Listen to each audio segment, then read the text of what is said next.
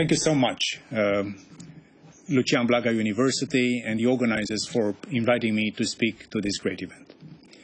And of course, the topic you asked me to speak about, the lessons learned of the barbaric Russian war against Ukraine. And of course, the process of learning lessons is still ongoing. But let me share with you where we are at this point in time when it comes to NATO. Russia's war against Ukraine rages on. We see the Ukrainian forces making good progress, pushing back the invading Russian forces in the east and in the south. President Putin is responding to his failures on the battlefield with more indiscriminate attacks on Ukrainian cities, against civilians and civilian infrastructure, and with dangerous nuclear rhetoric. Russia has gone as far as to accuse Ukraine of preparing to use a radiological dirty bomb on its own territory. This is nonsense. To suggest that Ukraine would use a bomb on territory they have been fighting so hard to liberate is absurd. We know Russia is using false pretexts to escalate this war even further. NATO would not be intimidated or deterred from supporting Ukraine's right to self-defense for as long as it takes. Every week, Ukraine's forces are getting stronger and better equipped.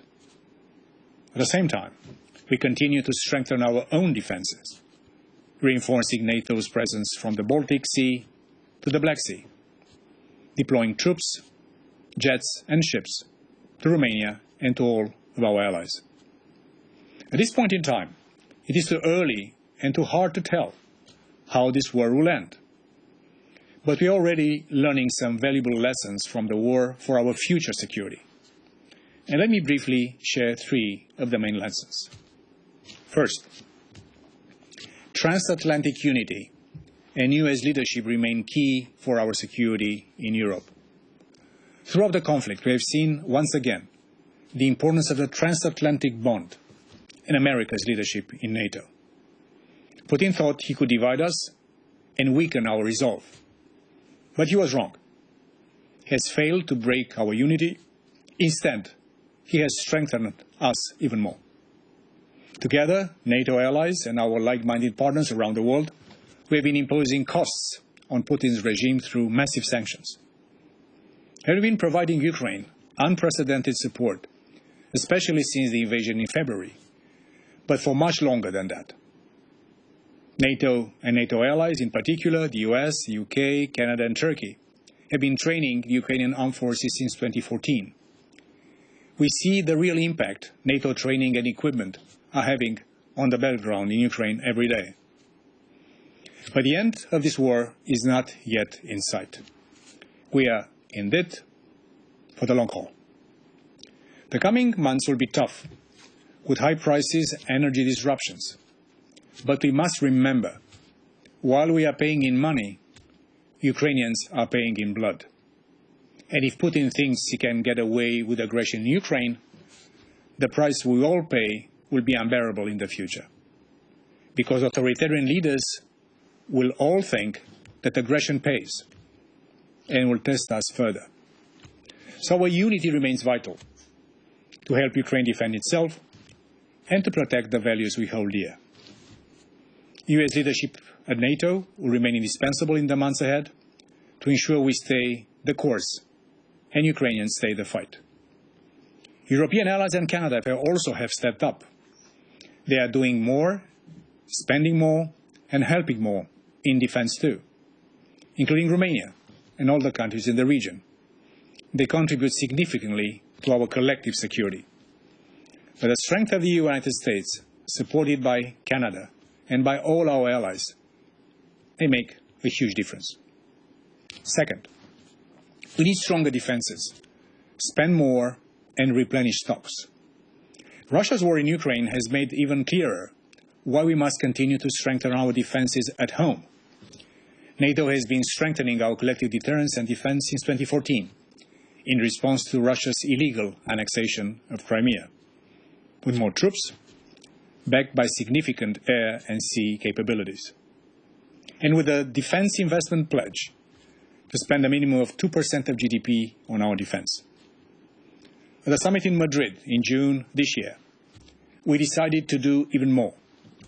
We doubled our battle groups in the eastern part of the alliance from 4 to 8, increased our ability to reinforce them up to brigade level, and we are increasing the number of high readiness forces to well over 300,000.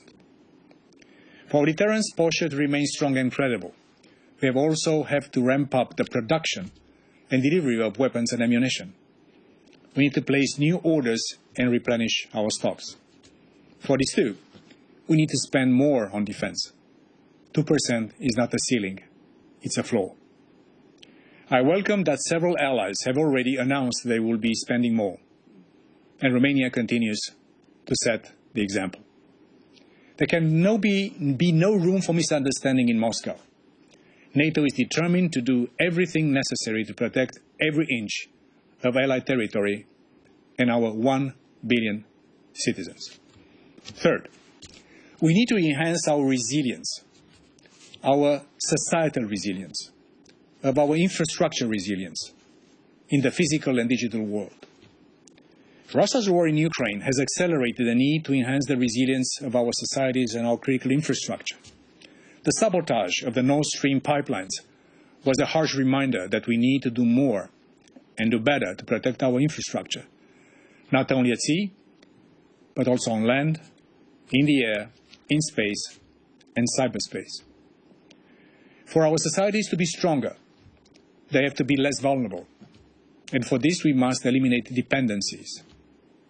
Citizens in Romania and elsewhere are facing harsh social and economic conditions because of the Russian energy and food security blackmail.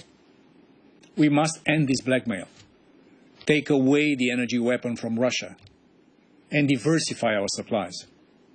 This will bring benefits down the road, because we cannot rely on Russian oil and gas to heat our homes and fly our jets.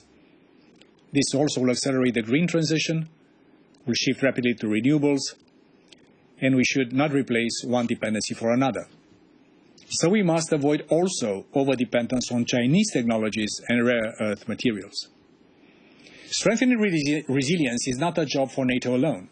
It's a team effort, and an indispensable team member is the private sector.